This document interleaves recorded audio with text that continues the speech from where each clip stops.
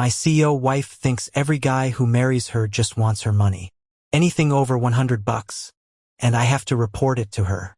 But because I love her, I'm okay with being the man behind her career. On the day of the car accident, she denied my $3,000 surgery request.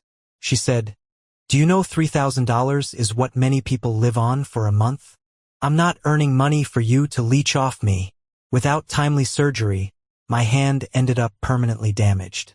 Just after getting off the operating table, a childhood friend of hers, who just returned from abroad, posted a photo on social media. It showed a $5 million watch with the caption, "Some little girl still wants to give me the best, just like when we were kids," tagging Christina. I didn't react like I usually would, with arguments and fuss. Instead, I liked the post. "Great, you two spend your whole lives like this. John, what do you mean by your comment to Peter? Everyone was having fun. But now he feels guilty because of you. He just got back. What's wrong with me giving him a gift? We've known each other since we were kids. Can you stop being so irrationally jealous? Is that so? Sorry, it won't happen again." The line went quiet suddenly. Every time we fought over Peter, I'd demand an explanation from her. Even though it always ended badly and I was the one left hurting, I'd still want her to prove something to me next time. This was the first time I didn't argue back against her questioning. She didn't realize this accident made me rethink our relationship. I hung up before she could respond. After deleting that comment, Christina's call came in. This time, her tone had softened. "I'm not blaming you. Anyway, where are you?" "The hospital." "Okay, you probably can't afford a cab, right? I'll come to get you." The hospital corridor was dark and without heating. It was a bit chilly on this snowy New Year's Eve. My hands, red from the cold, gripped the phone tightly, and suddenly it all felt ironic. "Aren't you curious why I'm at the hospital?" Peter's voice came from her side. "Christina, is John still mad at me?" I didn't think he'd overthink this. I replied coldly, "Christina." She had just said she'd come to pick me up. After a pause on the other end, she said, "I'll send the driver to get you," and hung up. Listening to the empty beep, I closed my phone and sighed. As expected, the one left behind was still me. Same as always, but surprisingly, there weren't any tears. No sadness, just a little heartache for myself. I stood at the hospital entrance. The cold wind swept my one long parka, full of chilly air. A homebound taxi driver stopped and rolled down the window. "Need a ride home? I can take you for free so you can enjoy the New Year's Eve dinner." I smiled softly. "Thanks, but someone's picking me up." Taxi after taxi passed, but Christina's driver never showed. Maybe they forgot about me again. I didn't flood her with calls like before, demanding she come immediately. Instead, I flagged down a passing cab. I knew I had no money on me, but I couldn't bring myself to contact her again. As the car reached my neighborhood entrance, fireworks suddenly exploded across the sky, lighting up half the night. I paused, and the taxi driver explained with a smile, "I heard it's a fireworks show bought by Christina for her husband's return. It costs $1,000 per display." "Christina's husband?" I turned to the driver, who nodded. "Yeah, heard he just got back. There was a misunderstanding about her and another man, so she spent big to show her loyalty. Christina went all out. Can you believe it? So I'm the other man, huh?" I lowered my eyes, giving a silent smile. The driver marveled. "It's a good thing rich folks splash out like this. Us regular folks get to enjoy the fireworks too." I looked out at the window. True. Such a grand display of love makes it hard to tell who Christina's real husband is. No wonder picking me up wasn't a priority. "Sir." "Sir?" The driver's voice brought me back to reality. He apologized and smiled. "You haven't paid yet." I slipped my wedding ring onto the front seat. "No change needed." "Wait, sir. That's too much, sir." Ignoring the driver's calls, I walked into the neighborhood. As I was about to enter the dark villa, a huge burst of light flared behind me. I turned around to see even brighter sparks forming a gigantic rose in the sky, while drones spelled out, "Love like youth, no cost spared." I thought maybe the person far away feels happy. The dazzling fireworks lit up half the city, except for the shadow it left me in. A few steps forward brought me into the illuminated area. This was the warmth my wife crafted for another man. Briefly, my heart ached. Each time Christina rejected my important financial requests, Ken would always cover the costs for me. I shook my head. No, I wanted to ask if the company is hiring. It took a good 5 seconds of silence on the other end before Ken spoke. Incredulously, "You're coming back? Thought it over?" "Yes." Ken and I started a company together after college.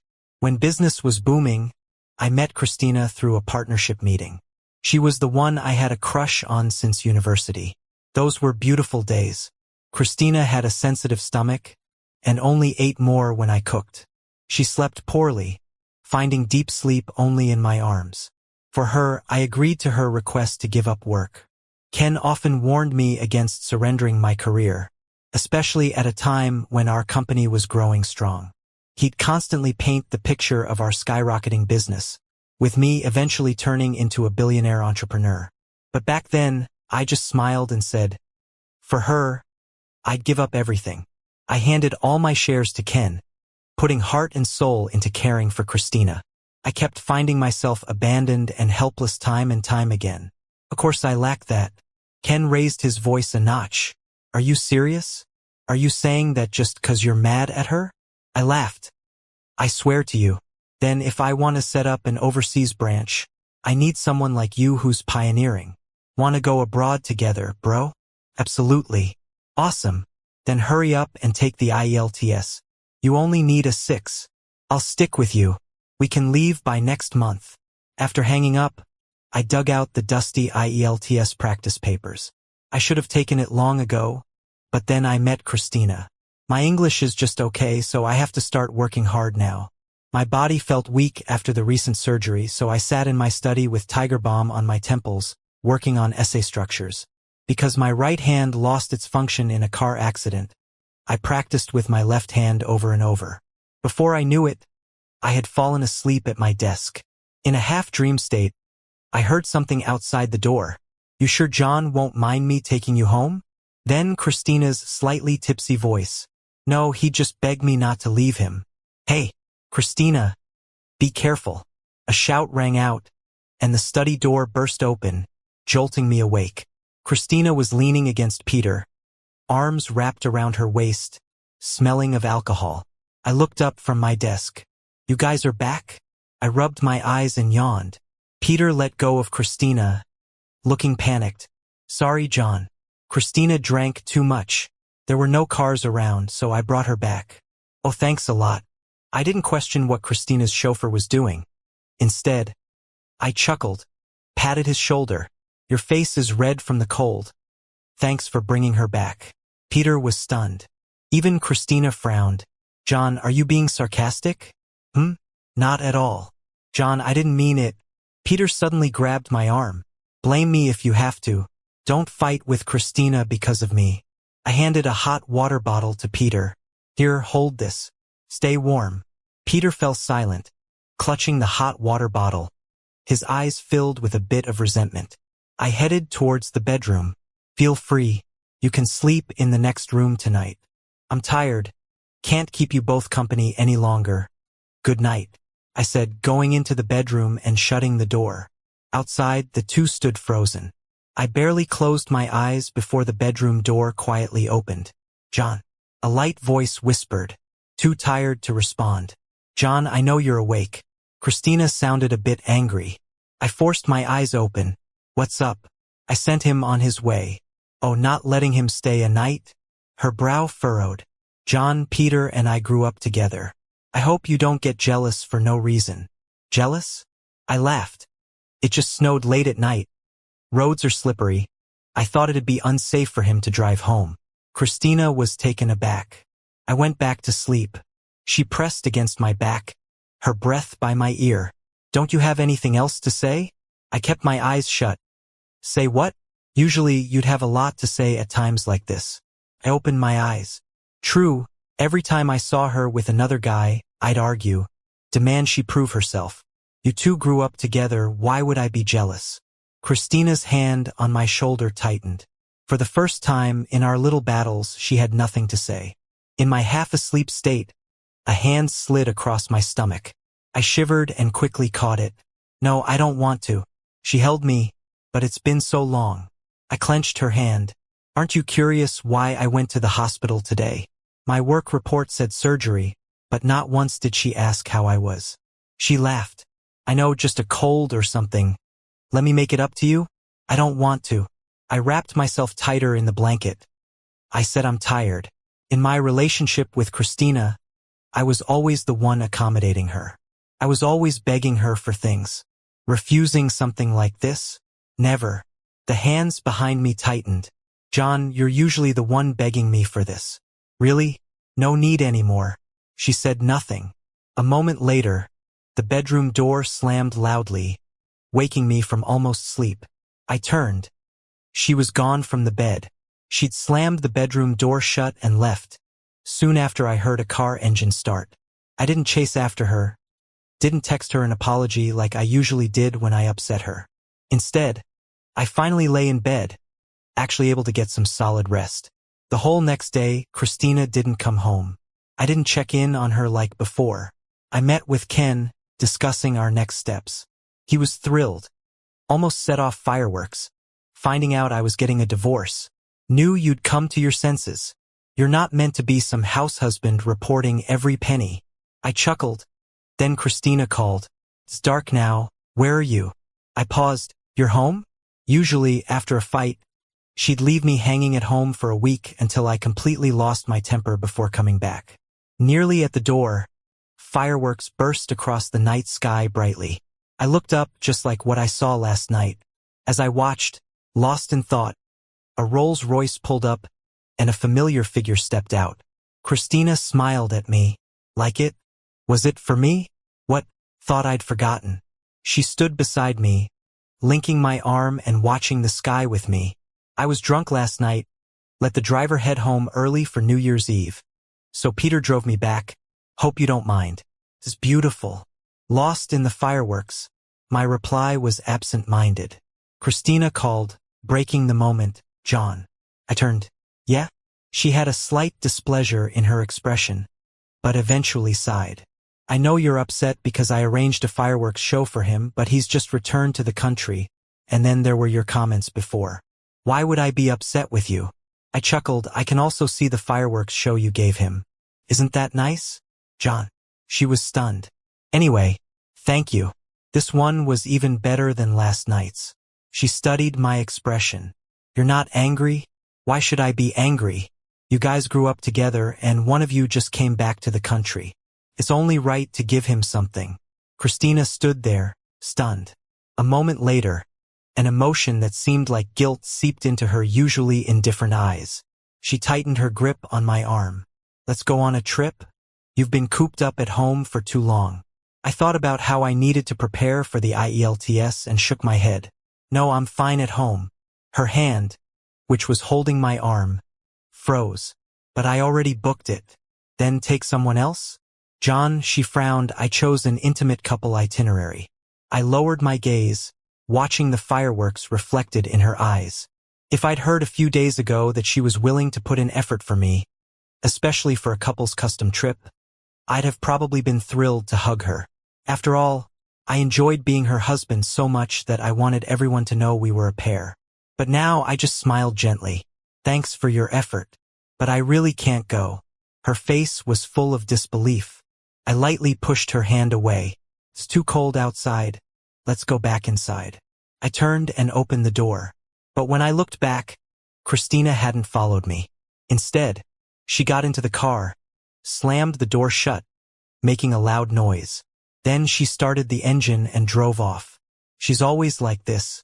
Whenever we have a disagreement, she leaves me standing there, then blocks every way to contact her, waiting for me to run out of emotions and reconcile, leaving a tired-out me to clean up the feelings. But now I didn't even send a message. I went inside the house. Christina didn't come home for a whole week. I didn't ask, just spent my days with Ken, sipping tea, memorizing words, and practicing speaking. And I successfully got hired with an advance paycheck from Lynn. The stock transfer might take a little time, but in the end, everything will be returned to you. Since you got married, our stocks have increased a lot.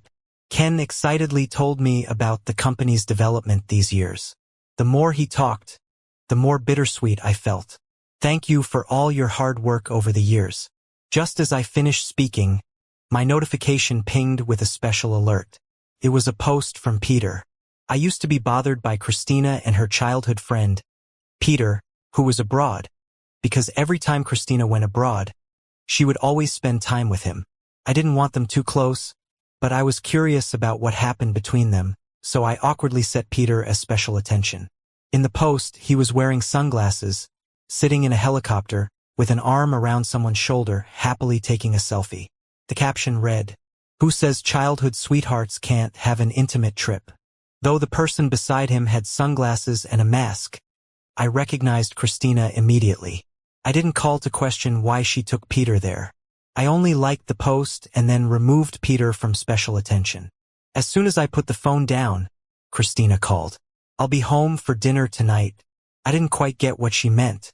"Should I save some food for you?" Christina's voice was a bit restrained. "John, don't you understand what I mean?" I didn't respond. She hung up. "We don't have a maid at home. For one, she only likes my cooking." Later, it became her reason not to hire a maid, thinking it would encourage my laziness. Back home, I made dinner for two and sent her a message. "What time will you be back?" She didn't reply. I didn't wait foolishly late into the night as I used to. I ate my part alone. Waited a bit longer, but still no word from her, so I packed up her meal in the fridge, covering it with cling film. I needed to study. No time to be tangled up with her. However, studying at home seemed inconvenient. Perhaps I should go to the library tomorrow. No worries about her coming home and disturbing me there. The next day, I went to the library. By the time I was hungry, it was already dusk outside. For the first time, I realized I hadn't thought about Christina all day. Turns out I didn't need to rely on her to have my own little world. Just as I thought of this, Christina's call came in. "You're not home?" "At the library." "What's up?" She paused before speaking. "Let's talk. I'll pick you up." Yeah, we did have things to discuss. I actually wanted to find her too. Okay. When I got my stuff together and went downstairs, Christina's car was already parked at the entrance. I instinctively went to open the passenger door. A surprised voice cut in. "Hey, John." Peter's sleeve was tangled in Christina's hair. "Sorry." Christina was picking up her lipstick, and her hair got caught. "Don't misunderstand. Nothing's going on between us." Even so, his casual placement of his hand on Christina's hand and his challenging glance really weren't apologetic. Christina glanced at me, lifted her hand, and untangled her hair herself. At the same time, she looked up at me. Cold eyes filled with a hint of probing, as if trying to catch something in my expression. I didn't ask why she brought Peter along, or why his seat was up front. I didn't need an explanation on why her hair was so entangled. I just smiled casually. "You grew up together. What would I misunderstand?" Then I opened the back seat door and got in. After I settled my bag, I noticed Christina looking at me through the rearview mirror, her eyebrows lowered with a frown. I had no clue why she was upset. Was she mad because I didn't demand she prove her innocence like before? "What's up?" I asked. She seemed to have something stuck in her throat, and finally, she sighed heavily and started the engine. "Nothing." Peter looked at her cautiously, glanced at me through the mirror, seeming a bit annoyed. "How about we eat out today?" Christina said as she drove. Peter nodded immediately. "Sure. Let's go to that place we used to go. I haven't eaten there in ages." I was asking John. I was listening to a language lesson with headphones, and her words caught me off guard. "Me?" "Yeah." Christina looked at me through the mirror. "How about that restaurant we went to on our first date?" Peter's face fell. I shrugged indifferently. "Whatever." Christina continued looking at me, maybe waiting for more words. When I didn't say anything else, she sighed softly and gripped the steering wheel, a bit agitated. Peter gently touched her arm. "Christina." "Shut up." Christina yelled under her breath. I was stunned. It was the first time she got mad at Peter, especially after not seeing each other for so long. Peter let go of her arm and looked at me angrily through the mirror. Then he suddenly held his head, wincing. Ouch, my head. I noticed Christina's hand pause. What's wrong? Is it acting up again? Peter's frown deepened. I don't know, it just hurts. Christina, can you take me to the hospital? Going to the hospital meant taking a detour. The nearest one is kilometers away. Christina looked at me through the mirror. But, ouch, Christina, I can't stand it. Christina gripped the wheel tightly and slammed on the brake. John, get out. Just like every other time. Between Peter and me, I'm always the one left behind. But this time I didn't throw a fit. I just opened the door and got out. Oh, okay. Christina seemed taken aback. I turned and started walking back. She rolled down the window. John. I turned back. She hesitated. I'll be home for dinner. I paused. Maybe not. Seems like he needs you. Order takeout at the hospital. Are you jealous? Nope, I answered honestly. But Christina's eyes seemed a little disappointed. Maybe I imagined it. If you're coming back, I'll order takeout for you, I said. She paused. I removed the financial cap for you. You can spend up to 5,000 yuan anytime you like. Oh, thanks, but no need. I chuckled lightly and walked away. That night, Christina didn't come home, nor did she text. I didn't ask either. I just reviewed the test papers from the day and fell asleep. A whole week passed before my IELTS speaking exam, and still not a word from Christina. I guess with all the exam preparation, I had almost forgotten about her. Until I went for a checkup at the hospital and saw Peter near the entrance. Christina wasn't with him. I nodded politely. All good now? He didn't speak and just handed me a paper. It was a pregnancy report. Christina was 3 months pregnant. But Christina and I haven't been intimate lately. 3 months. That lines up with when Christina was abroad on a business project. It's mine and hers, Peter said coldly, lifting his chin as he looked at me. I think you know what to do. You know who Christina will pick between you and me. I laughed a little, my eyes stinging as I looked at the stability noted on the report. Peter snatched it back, hiding it behind him with a sheepish smile. Back so soon? Christina turned and looked at me. I looked back, feeling empty. Christina. I usually called her Christina. Only in the early business days did I use Christina. She frowned and reached for the report behind Peter. What are you hiding? Oh, nothing. Let me see. Christina snatched it and looked at the report, then at me. She suddenly laughed. Are you upset about this? I didn't say anything. For some reason, her laughter seemed like a relief, her tone back to its usual firm control. I wanted to tell you later, didn't want to make you jealous. No, I wouldn't. I smiled. I've talked to a lawyer about the divorce. Once you have time, let's finalize it. Christina froze. What did you say? You two talk. I have things to do. I pushed past Christina, flagged down a taxi, and left. That evening, Christina came home. A dim lamp lit up the living room. I was drowsy on the couch when the door opened, instantly waking me up. She stood at the entrance. I heard you got into an accident. I'll come with you for a checkup tomorrow. It's been ages since my car accident. She just found out. If she had even a little bit of husbandly care in her heart, how could she not know by now? No thanks, I have plans tomorrow. But I want to go with you, she said, sounding a little anxious. I shook my head. It's really okay. I headed towards the bedroom. As I walked by her, she grabbed my hand tightly. After 3 years of marriage, it was the first time she'd held my hand that tightly. After seeing that prenatal test paper, you really have nothing to say? I wasn't sure what she wanted to hear. What am I supposed to say? Her hand trembled a bit, and Christina's voice was shaky too. What about what you used to say?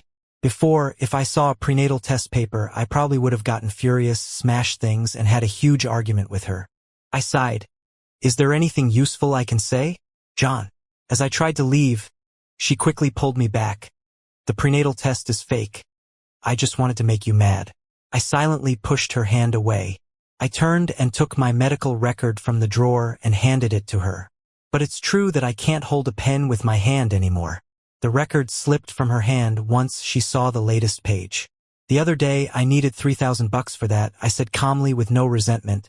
as if it was something that happened ages ago and wasn't a big deal. It got delayed, and I lost the use of my right hand. Now I'm a lefty. Seeing me holding my phone with my left hand, she started to tremble. She knew the delay was because she rejected my application. So all these days you've been punishing me in this way? She looked at me with red eyes. I shook my head.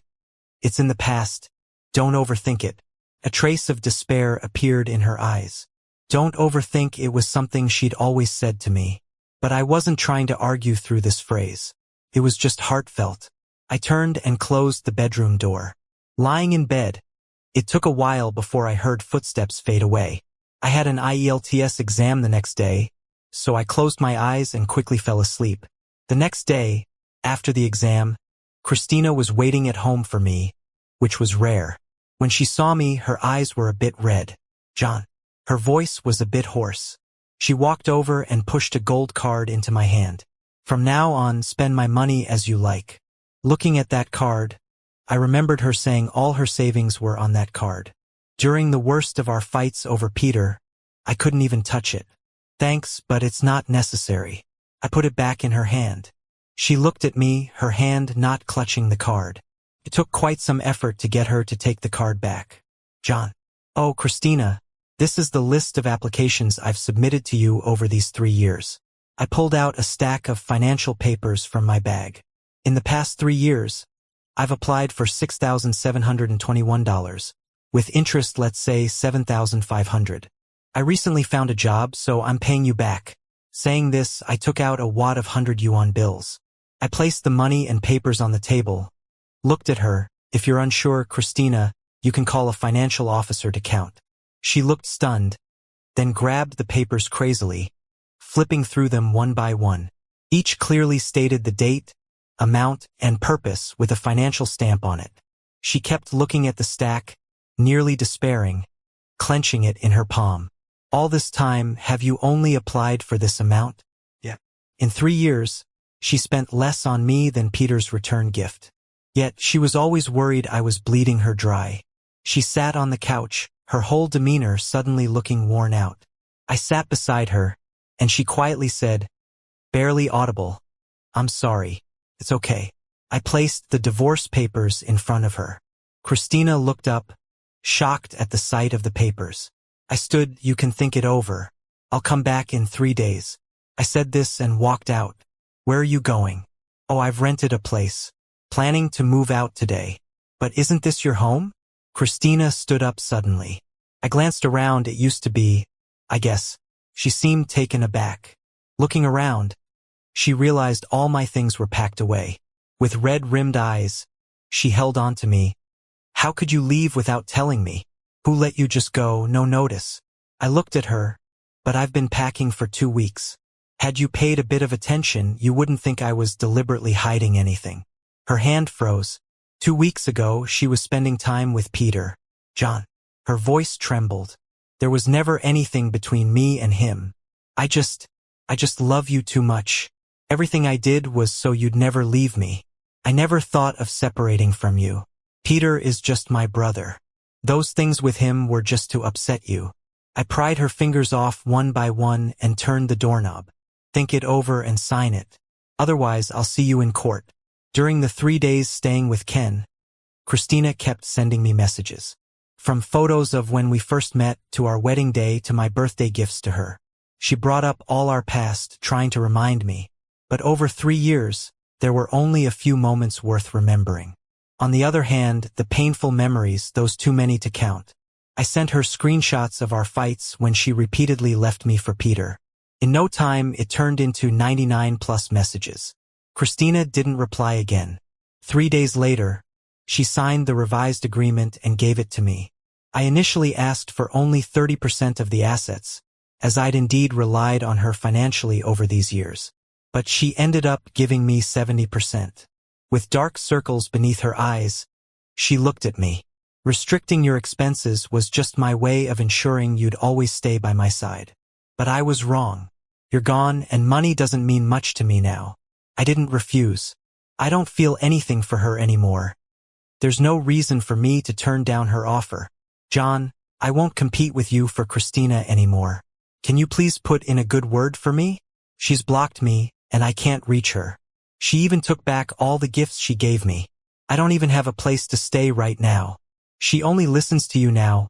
Please, can you speak to her for me? I'm just standing on the street, not knowing where to go. I sighed. I can't help you with this, because I blocked her too. I hung up and blocked the number. Ken was ahead, dragging a suitcase, and looked back. Hurry up. The plane's about to leave. I grabbed my suitcase and caught up. Coming.